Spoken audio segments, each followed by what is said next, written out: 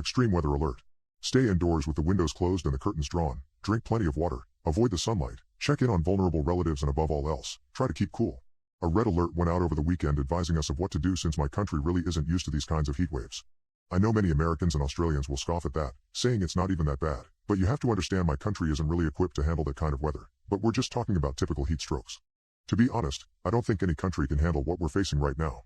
So, I did what any responsible person would do and stayed at home, making sure to cover all my windows with blackout blinds and stock up reasonably on water, looking to wait it out.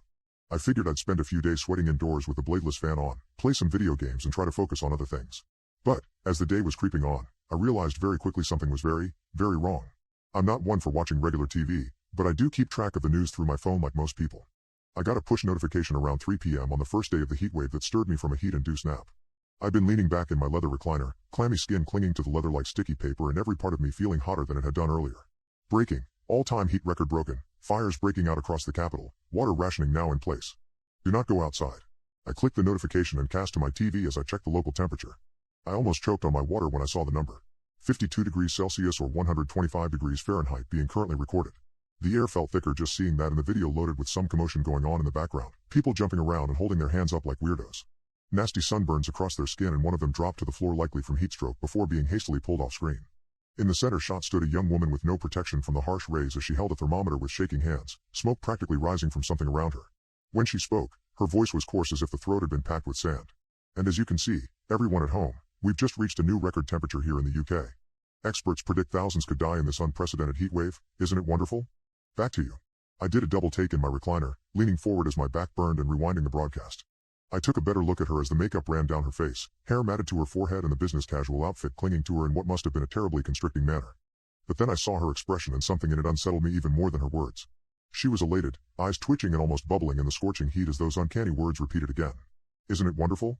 I thought the poor girl had heat stroke and mentally begged the producers got her some immediate attention as the broadcast continued in the background, my mind so frazzled from the heat that I could barely think straight. I was tempted to grab a shower, but I remembered the rationing and thought I'm better off in front of the fan where it's at least semi-cooler. I've famously never done well with the heat and I didn't want to spend the evening with my head in the toilet. So, I grabbed my laptop and tried to socialize with friends to see how they were beating the heat. When I tried calling my mom, it was a garbled mess on the other side. The heat my phone was generating was enough to singe my ears, but I pushed through to try and understand what she was saying. Mom, you okay? Have you been drinking plenty of water? The sun. The sun? Yeah, it's really hot. Make sure you're indoors. No helping out in the garden. You know you're getting on in years. Honor. The sun. My hand instinctively dropped the phone as the feeling of skin boiling overwhelmed me, and as I did, the damn thing smashed on my wood floor, terminating the call. Naturally, I jerked forward to grab it and I realized just how bad things were. The pain started in my shoulders and rapidly descended down my back before spreading to my arms. It was my skin. It had began fusing to the leather and the strain of pulling against it felt like someone was flaying my skin. I screamed and the dehydration ripped at my throat to add a further agony. Slumping back, eyes glazing over and a combination of pain and heat exhaustion began to set in, I cast my eyes out the window for something to distract me. It felt like the air was swirling around outside. Infrastructure that should be stable began dancing and the very road itself twisted, bubbled and smoked. It was almost hypnotic in nature, captivating me. I don't know how long I'd been staring before I saw someone had begun to walk down the street wearing absolutely nothing. Every step took more off of their delicate flesh and small red and pink splotches littered the asphalt as they stood perpendicular to my window, staring up at me with a bright red face and that same grin the newscaster had. In that moment, terror took the place of fear within me and I was rooted to the spot. Something was definitely wrong with him. Slowly, methodically, purposefully, they lifted their arms above their head and arched the fingers into a crown as the eyes shot up towards the overbearing sun overhead, their chapped and torn lips mouthing those familiar words as what I think were tears fell down their face. Worship the conflagration.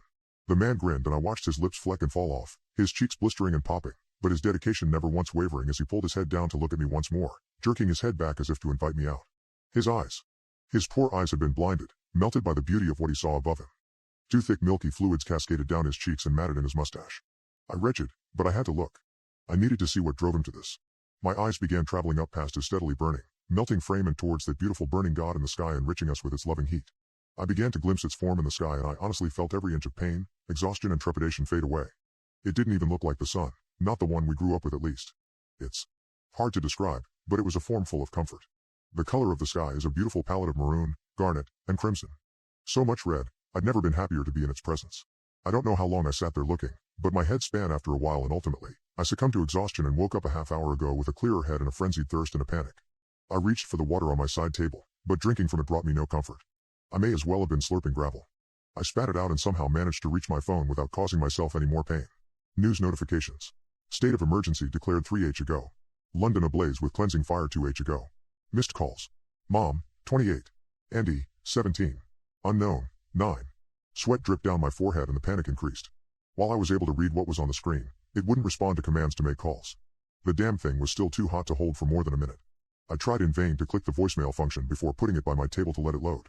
Turning on the TV, it flickered to life and I realized it must have still been on the news channel as I recognized the banner at the bottom. It was a live stream of the sun.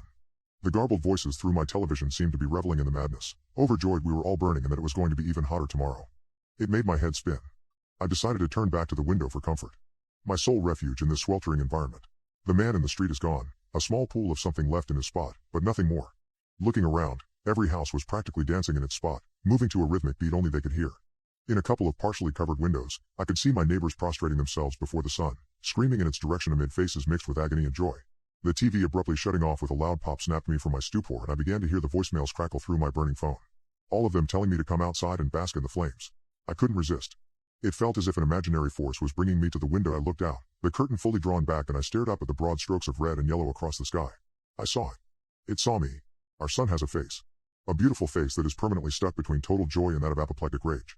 It's so close that I can make out the sun spots rising and bursting from its amber surface, thousands of small human-like shapes ascending to meet it.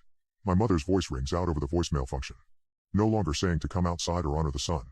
She says she's been trying to reach me and is terrified I have heat stroke, that I'm not completely stuck to my chair and I've got to drink some water. I don't know what the man stood outside my house thought, but I know he experienced divinity. And I want to experience it too. Maybe, after reading this, some of you will as well. Now, I'm going to free myself from this leathery prison even if it tears my flesh to the muscle. I will crawl out of my house if my limbs fail me. I will stand in front of that sun. And I will praise it.